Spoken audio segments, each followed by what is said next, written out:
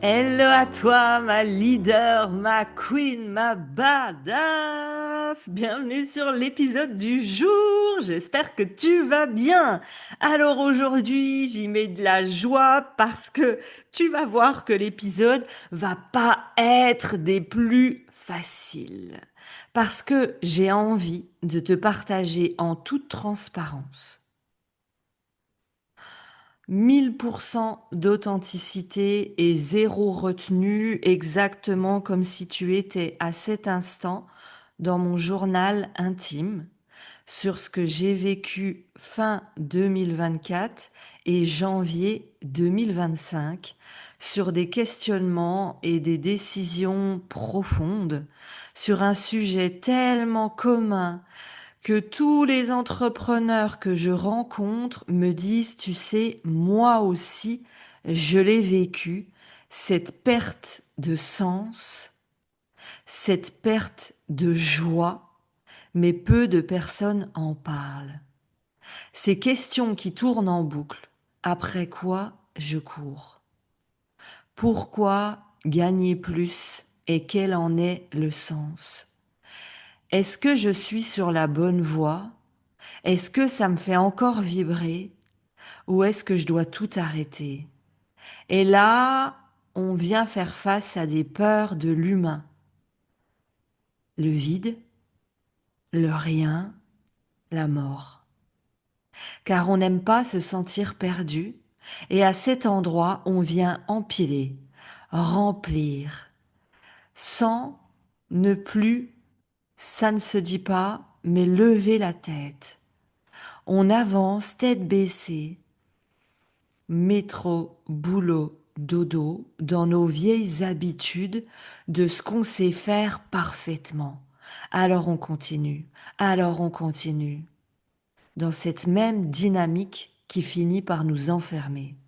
Alors, dans cet épisode, j'ai décidé de te transmettre quasiment en direct, hein, avec 6 mois de décalage. Voilà, ça s'appelle du direct.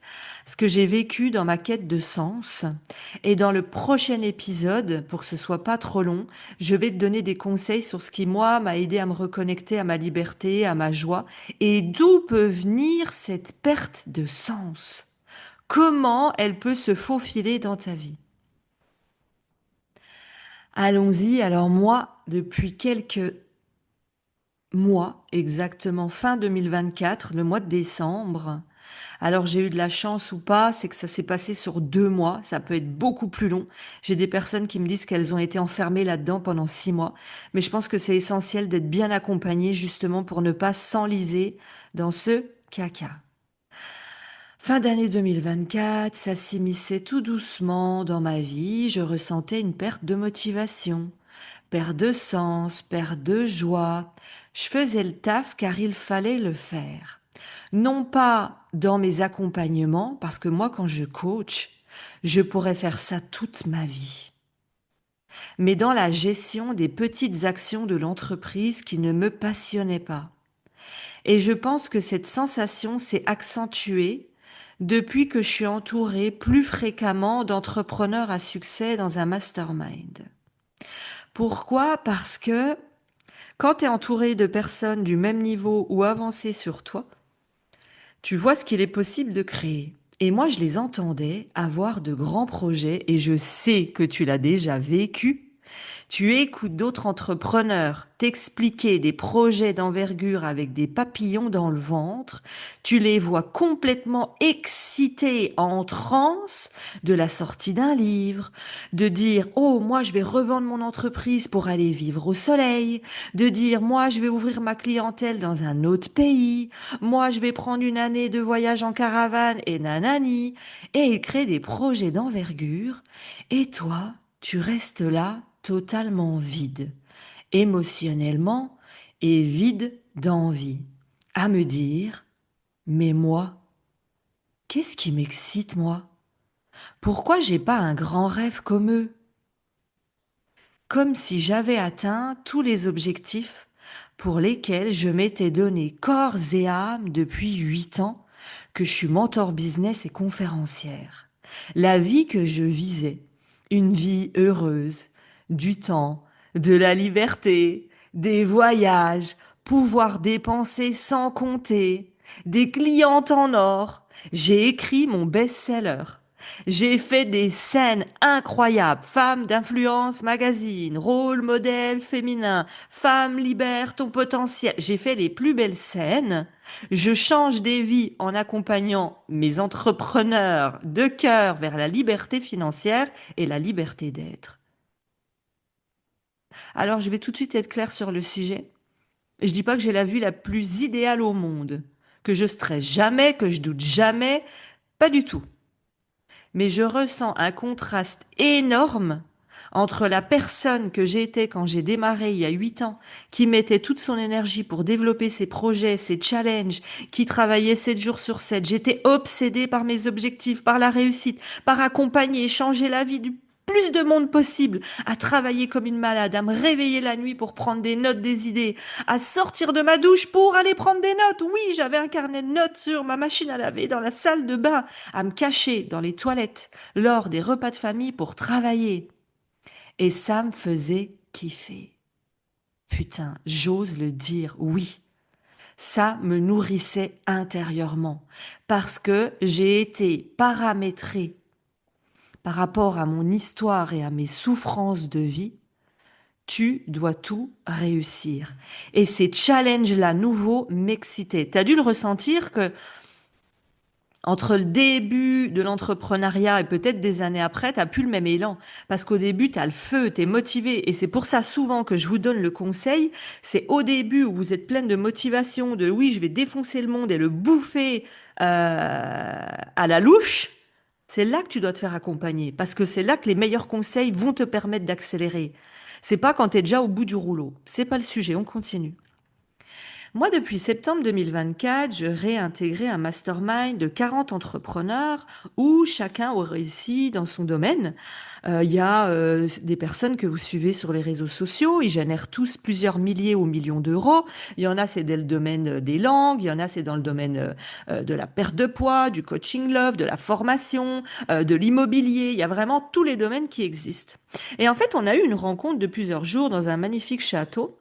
Et l'objectif de ces jours-là, c'était de pouvoir parler de nos problématiques, d'aller trouver des solutions et de partir en introspection grâce à 5, 6, 7, 8 cerveaux bien câblés qui vont t'accompagner.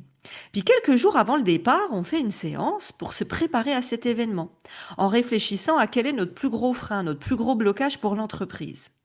Ensuite, on nous demande qu'est-ce qu'il faut absolument que tu résolves en sortant de ce château pour être satisfaite.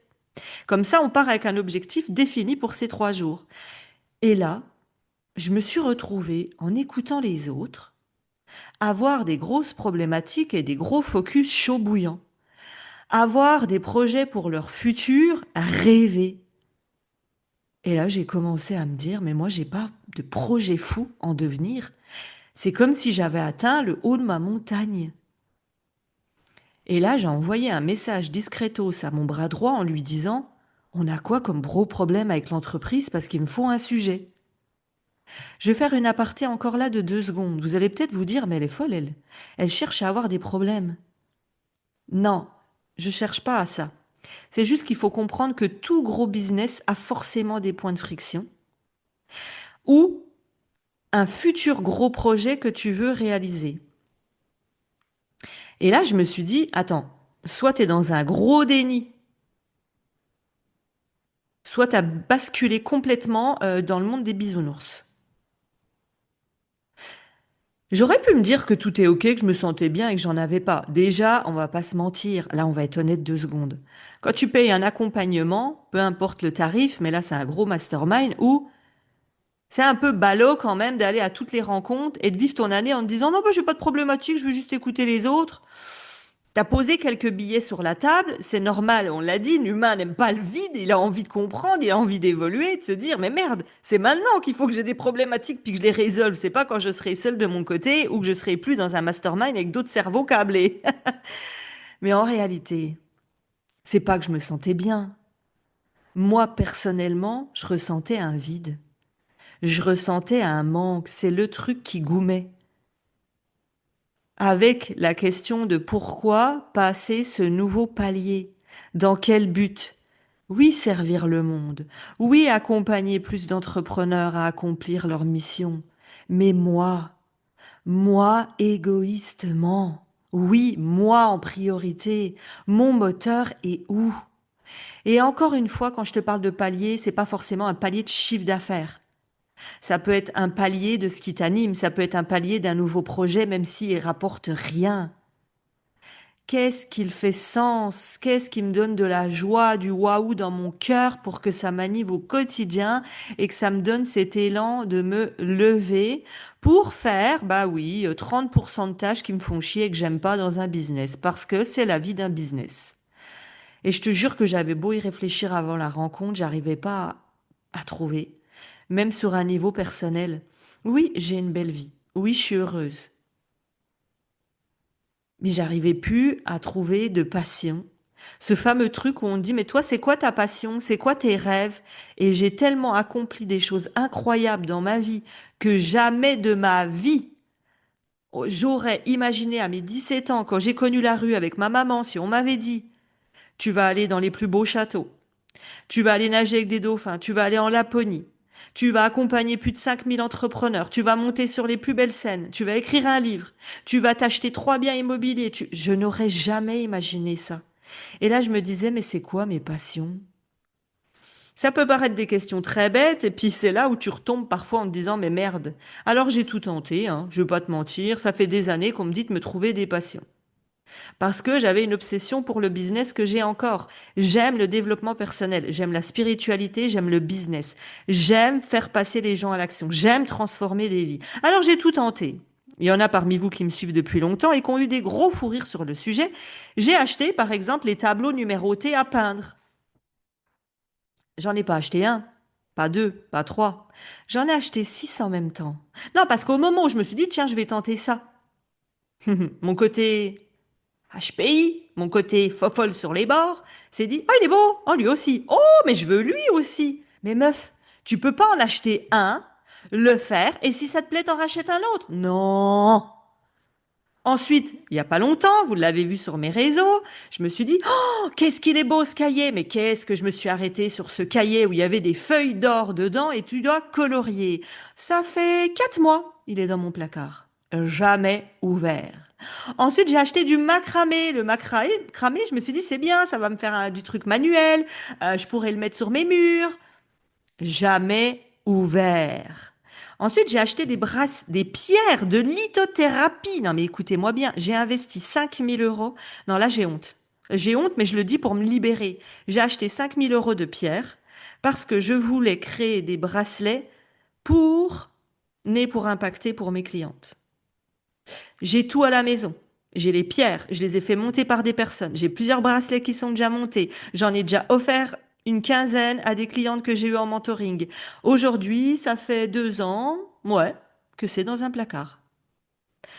Dans mon cas personnel, et je sais que tu dois te reconnaître à cet endroit de je goûte à plein de choses, mais j'y vais pas ou j'y goûte pas, ou bref, dans mon cas personnel, j'ai compris que j'avais passé un cap. C'est-à-dire qu'avant, j'étais sur un autre modèle, un modèle de survie. Un modèle de je suis forte, un modèle de je m'en sors seule, je n'ai besoin de personne, un modèle de je dois réussir tout ce que j'entreprends pour prouver que malgré que j'ai connu mes souffrances de vie, je m'en sors. Le terme va peut-être vous choquer et je sais qu'il y en a d'autres qui me comprendront. Je me suis dit, je sais que je suis une machine. Je réussis tout ce que j'entreprends parce que je suis putain de focus. J'investis au bon endroit et je me donne les moyens de réussir, même quand je n'avais pas l'argent. Cette putain de machine, c'est dans le sens où j'avance même si je sais que ça fait mal.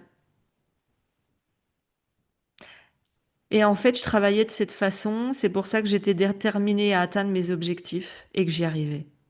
Et à côté de ça, je pense que les blessures de vie ont anesthésié mon enfant intérieur, mon innocence, mes passions, ma joie.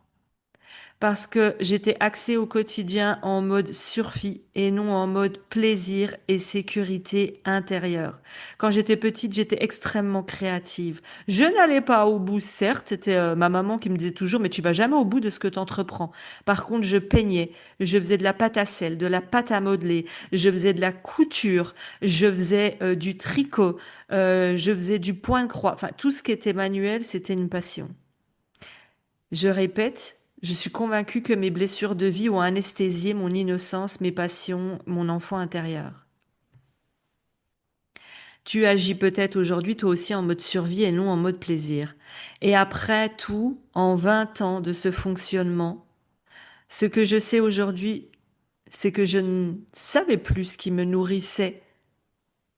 Alors ça demande tout un travail de se reconnecter à ce qui te fait du bien, à ce qui te plaît. Alors ça te demande d'aller goûter, ça te demande d'aller expérimenter. Je ne m'étais pas rendu compte que je n'avais plus créé de projet qui me mettait en joie, sans objectif, sans but, sans challenge, juste des projets qui font du bien. Parce que dans la vie, je suis une bonne vivante, je suis une passionnée, je suis une engagée, je me donne à 10 000%, je ris énormément. Et pourtant,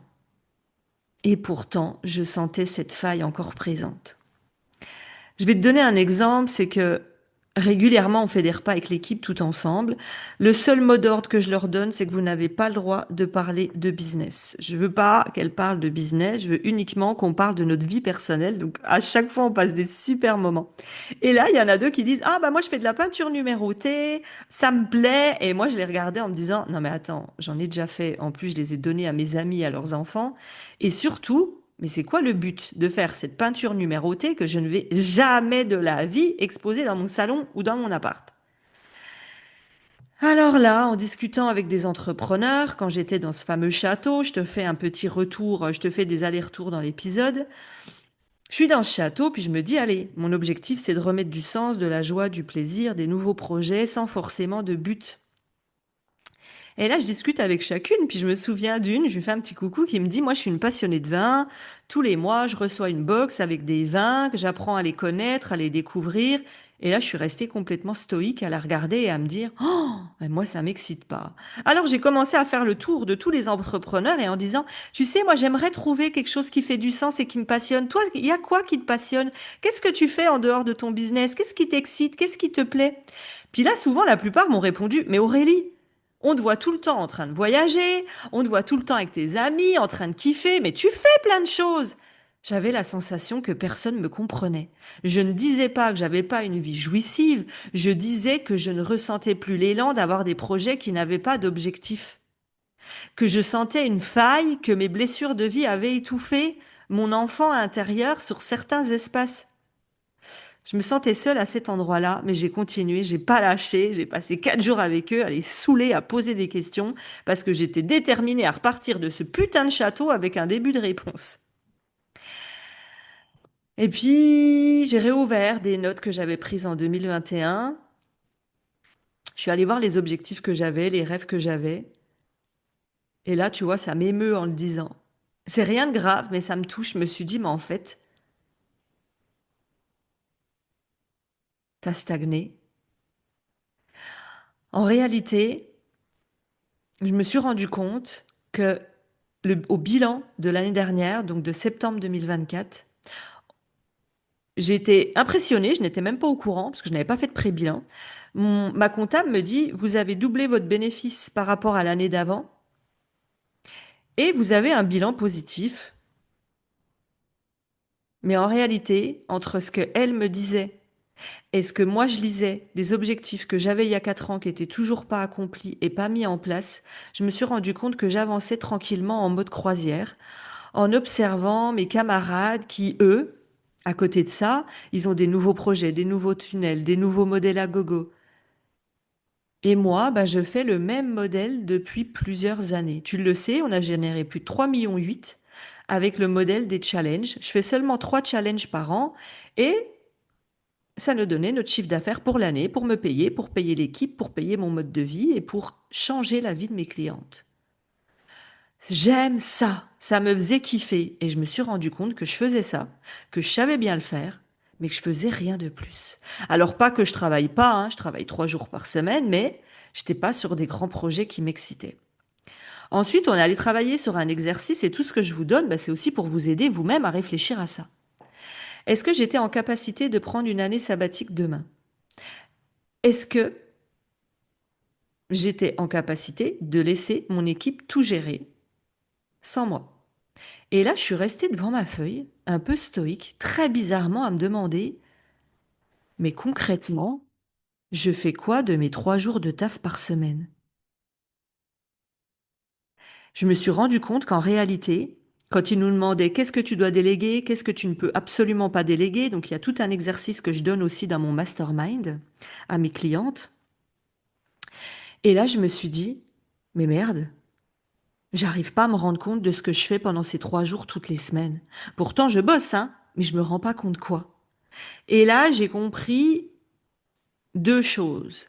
La première, c'est que ça m'a mis hyper mal, très bizarrement, de me dire, oui, je peux quitter mon entreprise, mon équipe a besoin de moi, allez, 1 heure par jour, voire allez, 2 heures par semaine, et sur le reste, elles n'ont pas besoin de moi, puisque je ne suis pas là à vendre tous les jours, je le fais 2, 3 fois par an.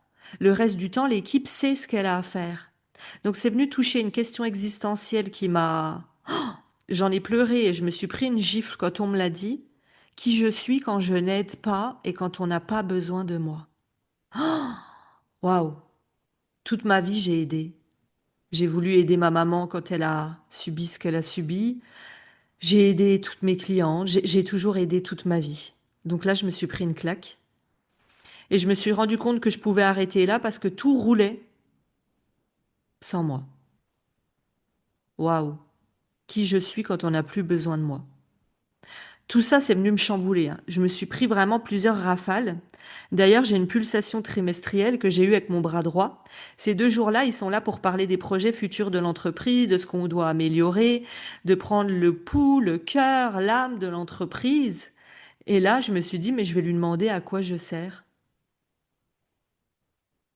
C'est bête, hein, mais c'est venu vraiment me perturber. Moi, je suis là pour être dans ma zone de génie uniquement. Oui, c'est ce qui plaît à tout le monde. Mais ça devient tellement facile et une évidence que je me suis dit à quoi je sers, en dehors de prendre les décisions importantes pour les donner à l'équipe et d'être en train de coacher. J'espère que ça te donne des prises de conscience. Donc ensuite, avec le mastermind, on a eu un moment d'échange, on se retrouve à 5, 6, chacun partage ses prises de conscience. La plupart avaient des points rouges sur cet exercice. Ils ne déléguaient pas comme ils pouvaient, ils continuaient à faire leur comptabilité qui leur prenait la tête, ils continuaient à écrire tous leurs emails. Et là, ils se retrouvaient coincés dans plusieurs choses qui les empêchaient de partir en année sabbatique. La bonne nouvelle derrière, ça, c'est que je me suis dit, bon, bah, en vrai, je suis encore beaucoup plus libre que ce que je le pense. Mais ça vient déclencher, ben, comme je vous ai dit, ce que je ressentais au fond de moi, ce manque de sens. La course à quoi? Aller où? Et je me suis dit, en prise de conscience, est-ce qu'à l'époque, je me suis cramée pendant les 4 premières années? Je buvais, mangeais, dormais business, réussite, performance, prouver, réussir. Et que là, j'avais basculé complètement de l'autre côté, comme je vous l'ai dit. Aujourd'hui, je retrouve plus d'espace, plus de temps libre, plus de voyages. Mais à quoi je remplis ces temps libres? Et là, je suis restée con. Plein de choses par-ci, par-là. À quoi je passe ces 3 jours de travail? Plein de choses par-ci, par-là. Mais j'avais la sensation que je remplissais de gravier et qu'il n'y avait pas un gros projet de cœur, un gros rocher qui prenait tout l'espace et qui me reconnectait à quelque chose de plus grand. Qui, enfin, ok, je suis arrivée à ce palier de réussite, mais c'est quoi la suite? Je suis repartie de ce château avec une idée. Et oui, je vais vous la donner à la fin.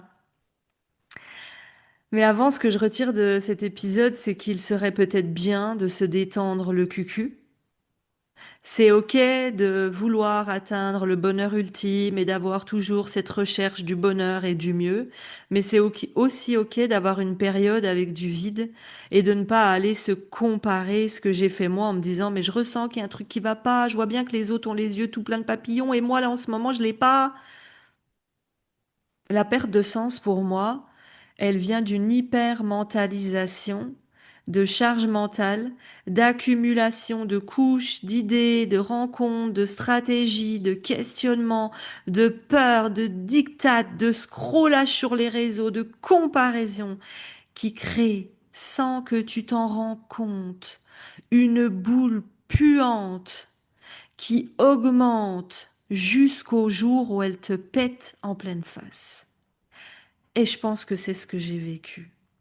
Et maintenant, sur un plan plus spirituel, ce en quoi tu crois, les anges, les guides, Dieu, ta bonne étoile, eux sont là pour te ramener à la base, à la source, à l'origine, au calme, à ce moment d'espace et de nettoyage que tu as besoin pour te renouveler, pour retrouver ta créativité, ton essence divine, pour que tu passes du mode de je dois y aller au mode let's go to the beach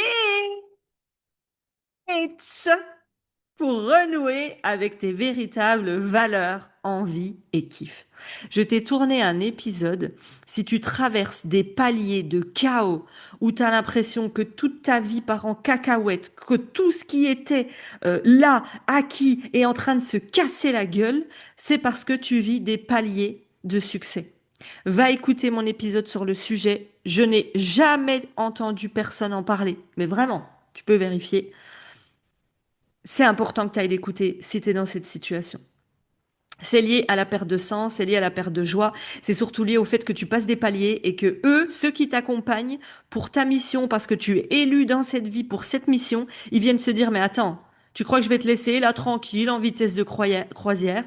Ils viennent te balancer cette boule puante, ce raz-de-marée, cette tempête pour que tu te renouvelles. Pour que tu te renouvelles. J'avais ce mot qu'on venait de me dire depuis plusieurs mois. Renouvelle-toi. Je l'entendais pas. On est venu me bousculer, me challenger. Je me suis pris des tempêtes. Je vais t'en faire un épisode personnel. Et j'ai tenu cette putain de fréquence jusqu'à ce qu'on comprendre que je devais, j'arrive même plus à en parler, me renouveler. La perte de sens, je la remarque souvent chez d'autres entrepreneurs, à un moment où, et ça je le vois beaucoup dans mon mastermind ou mes espaces d'entrepreneurs qui ont déjà des clients, déjà des ventes, à un moment où tu n'es plus aligné à ta cliente idéale, à un moment où parfois après une séparation, une longue relation qui se termine, tu ne sais plus qui tu es, tu ne sais plus ce qui t'anime, tu perds tes repères, à un moment où tu lâches un fonctionnement de protection, ce truc de je dois en faire 10 fois plus que les autres et dans la force pour réussir. Et quand tu lâches à cette protection, ce combat qui t'a défini pendant des années, tu n'as plus rien à quoi t'accrocher. Le vide. À un moment où tu vis un choc de vie, tu te rends compte que tu as avancé en mode automatique. Et là, tout est remis en question. Le réveil brutal. Une maladie, une mauvaise nouvelle, un changement brutal. À un moment où tu atteins ton objectif, comme moi, j'ai atteint le haut de la montagne, mon livre, mes conférences, les clientes que j'ai accompagnées, je suis arrivée à un niveau d'impact de succès, et là, mon moteur s'arrête. Il s'éteint et il n'y a plus rien. À un moment où tu as monté un gros business avec de grosses responsabilités, des équipes, des gros résultats, et tu touches à la saturation, tu étouffes la femme, l'entrepreneur que tu étais au début. À un moment où il y a un modèle, un fonctionnement qui ne te correspond plus. Moi, j'ai forcé des années à faire des posts. Et là, j'ai dit stop. Maintenant, je ne publie que des vidéos qui comptent vraiment pour moi. Tout le reste, fuck it. Pour ma part, j'ai atteint un niveau de je m'en foutisme au point de penser véritablement qu'à moi. Rien à foutre des algorithmes, rien à foutre que mon post y plaise et à qui il va plaire, encore moins de savoir comment je vais le dire si ça va plaire. Je fais ce qui me fait kiffer. Rien à faire des il faut. Que ce qui est juste pour moi. Nous voilà arrivés à qu'est-ce qui en est ressorti de tout ça? Qu'est-ce qui en est né? Et là, waouh, je suis trop contente, je vous jure, j'ai envie de pleurer quand j'en parle parce que il a été difficile ce passage, même s'il a été court, il a été difficile. C'est que j'ai renoué avec un tout nouvel espace en moi, un espace qui unit mes deux grandes passions. Le plaisir de vivre, de jouir de la vie, de voyager, et l'apprentissage et le business. D'un côté, il y a mon amour profond pour le marketing, le développement, la liberté financière, les stratégies, le comment je peux être moi pour créer un business qui me ressemble. J'adore apprendre, j'adore me challenger, j'adore transmettre autour de ces sujets. Et de l'autre, comme je l'ai dit juste avant, il y a ce besoin viscéral de voyager, de découvrir, de rencontrer, de faire des spas, de kiffer la vie. Parce que c'est bien pour ça que j'apprends à mes clientes et que moi-même, j'ai un business. C'est pour pouvoir vivre mieux et encore plus libre, en impactant des vies. Et récemment, autour d'une discussion avec une amie entrepreneur, Nelly,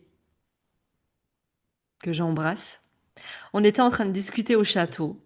Puis je lui disais, mais tu sais, j'ai besoin de trouver, qu'est-ce que je peux faire? Et là, on échange, on échange, on échange. Et il y a une idée qui a submergé, émergé. Elle m'a donné une idée, j'ai plus l'origine, j'ai plus la source, mais ça ressemble à ça parce que je l'ai remanié dans la seconde qui suivait. Je lui ai dit, putain, mais merci. Et j'ai compris en fait. J'ai une idée qui va vraiment m'exciter. C'est d'aller à la rencontre d'autres entrepreneurs, des entrepreneurs qui ont déjà des clients, déjà du chiffre d'affaires, déjà une activité, pas pour venir en tant que coach qui les coach, puisque ça, je l'ai fait. Je le fais déjà tous les jours dans mes espaces avec mes clientes. Je ne veux pas refaire la même chose. Là, je veux, et il y en a qui vont se dire, ah, ben, c'est pas sympa pour les autres. Ben ouais, mais ça s'appelle de l'égoïsme par amour pour moi. Je veux rencontrer des entrepreneurs qui ont déjà du business, du chiffre d'affaires, soit qui sont reconnus sur un domaine, soit qui ont écrit un livre qui a marqué, soit, voilà, quelqu'un qui vraiment a installé un business. Et l'idée, c'est d'aller passer un jour, 2 jours, 3 jours, peu importe où elle habite, et de mélanger deux choses, des moments de transmission, d'échange, et j'insiste, d'égal à égal.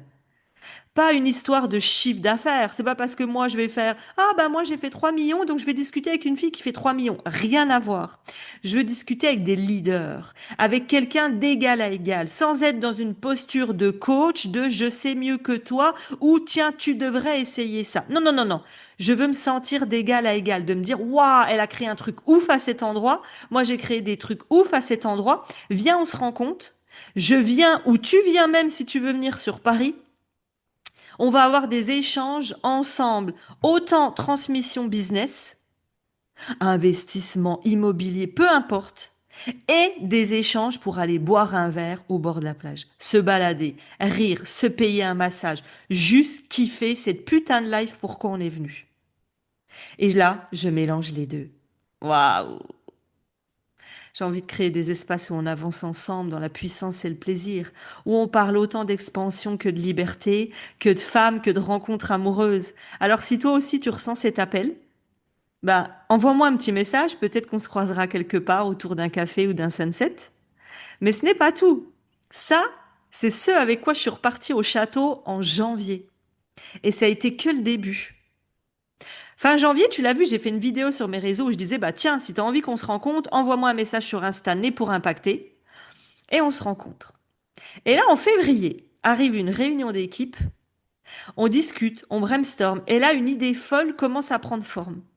Mon bras droit me donne une première idée sur, voilà, écoute, ça serait bien que tu fasses plus de masterclass, plus de X, plus de Y. Ok, là, une autre idée arrive. Et là, d'un coup, putain, ce projet qui me met, je sais même pas quel mot employer, je vous jure que j'ai pas ressenti ça, bah, depuis des années. Un espace, un mouvement légendaire où toutes les femmes entrepreneurs qui vont entrer dans ce mouvement vont dire, moi je fais partie du mouvement, et il y a un nom, pour l'instant on le garde, mais un nom hyper puissant, mais pour l'instant on va dire né pour impacter. Moi je fais partie du mouvement né pour impacter. Ça va se transmettre d'entrepreneur, de leader en leader. Toi aussi, tu fais partie du mouvement Né pour impacter parce qu'il va être extrêmement accessible, mais il va être tellement puissant de tout ce qu'on a mis dedans. Là, ça fait depuis février, mars, avril, mai, juin, je sais pas quand vous allez entendre l'épisode, mais ça fait déjà 4, 5 mois qu'on est dessus. Toutes les idées sont là depuis mars. Juste, bah, il y a d'autres projets, donc je peux pas encore en parler, mais il est hyper puissant. Ça va être pour des entrepreneurs qui ont envie d'être entourés d'autres entrepreneurs du même niveau. C'est des femmes qui feront obligatoirement plus de, allez, pour l'instant, on va dire 1 500 € par mois. J'en ai déjà qui font déjà 20 000, 30 000, 40 000, avec qui j'ai eu des échanges qui attendent que je l'ouvre, qui sont déjà prêtes. T'as déjà des clients, t'as déjà du chiffre d'affaires en ligne, t'as envie d'être entouré d'entrepreneurs du même niveau, t'as envie de dire, moi, je fais partie du putain de mouvement Né pour impacter. On aura des choses palpable qu'on va tout avoir pour nous rassembler, c'est un format que j'ai encore jamais vu. Je ne l'ai jamais vu. Je l'ai basé sur un modèle de liberté, sans engagement rigide. On va pas te dire, ah, mais là, tu es engagé pour 6 mois ou 1 an obligatoire. Non. J'ai envie que tu puisses venir et repartir comme tu veux. Je connais la qualité de mes accompagnements et de mes coachings. Je sais que quand tu livres de la qualité, tu n'as pas besoin d'emprisonner les entrepreneurs que tu accompagnes. À ce niveau-là, j'insiste. Quand tu débutes, tu as besoin d'un cadre, tu as besoin d'un temps, parce que c'est long quand tu débutes. Mais quand tu as déjà des bases, quand tu as déjà du chiffre d'affaires, tu as envie d'être libre. Alors, il y en a beaucoup qui vont se dire, oh, comment elle a osé faire ça? Elle a pas peur. Parce que quand vous allez découvrir le modèle, c'est ce que vous allez peut-être vous dire. Et en fait, vous allez dire, putain, c'est la première qui assume de nous ouvrir un espace où on peut partir et venir quand on veut. Parce que je connais de la qualité des gens qui vont être dedans. Je connais la qualité des transformations. J'irai pas plus loin. Et c'est à ce moment-là que j'ai su que ça vient me toucher. C'est ça que je veux vivre. Tout ce que j'ai créé là, toutes les clientes que j'accompagne dans tous mes espaces finiront toutes dans cet espace-là. C'est comme si c'était le Graal. C'est pas qu'il y aura pas de suite, il y aura certainement quelque chose derrière, mais c'est pour lui que j'ai créé tout ça. Et dans cet espace, je vais aller rencontrer mes clientes en vrai. Je vais venir vers vous, dans vos villes. On va créer des moments puissants ensemble. On va créer des temps forts de connexion, de transformation, de clarté, ensemble. On va faire partie d'une famille et de ce mouvement légendaire, puissant. Pas en tant que coach perché sur une estrade, pas en tant que coach visionnaire derrière un micro et une caméra, en tant que femme entrepreneur passionnée qui marchera à tes côtés. Et aujourd'hui, je sens dans cet état d'excitation totale, parce que je sens que ce projet va tout changer, non pas que pour moi, Aurélie Gauthier, mais pour les élus, les leaders, les pionnières, les légendaires, pour moi, pour vous, pour vos lignées, pour la liberté financière des entrepreneurs. Parce qu'ensemble, on va construire quelque chose de légendaire. Alors si tu sens que ça te parle, si tu sens que ça vibre en toi, si tu te dis putain, je sais même pas de quoi il s'agit, mais je sais que je veux en être, parce que tu sens que tu es prête pour ça, envoie-moi un message sur mon Instagram.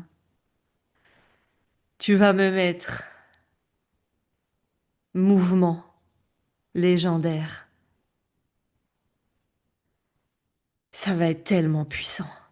Alors je vais finir sur, tu remarques avec mon parcours que oui, on traverse des moments de vide, des moments de chaos, des moments de pourquoi les autres ressentent ça et moi plus.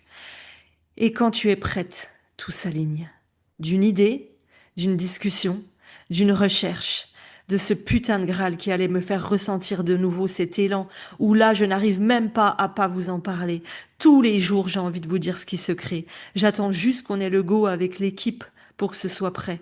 Et là j'ose déjà en parler à demi-mot dans cet épisode parce que ça va peut-être arriver cet été et je le ferai en off uniquement pour les personnes qui m'auront envoyé ce message de mouvement légendaire.